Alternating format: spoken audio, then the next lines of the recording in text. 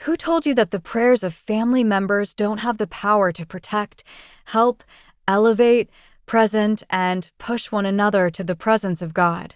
Hear this testimony before I continue.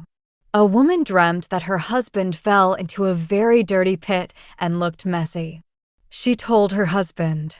They seriously prayed about it because it was not a good message. The sight of the dream persists in her memory, and she continues to pray about it. Her husband was devotedly working towards his salvation and struggling to live his life as a child of God. There was a lady sent to his branch.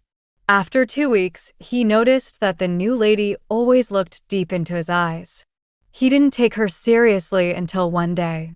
The lady wore a gown and jacket. She entered his office and removed her jacket. Half of her breasts were uncovered, and she was making an unholy move towards him. His heart was weak, and he felt comfortable watching her.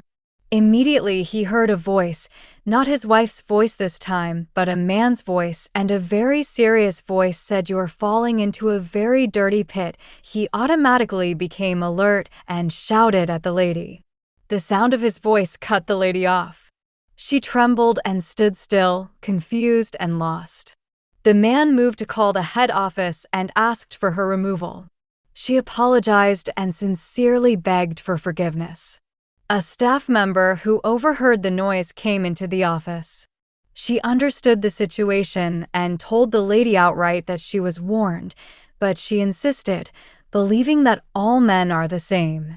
Let me stop here till the next post. Don't miss it so you will know what happened fully.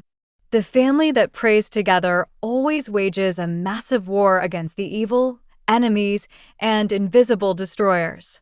Warriors of heaven are always part of the family because they invoke Jesus Christ's presence into their homes. Families that pray together unconsciously have an invisible righteous court where every wrong, hurt, mistake, and other issues are settled.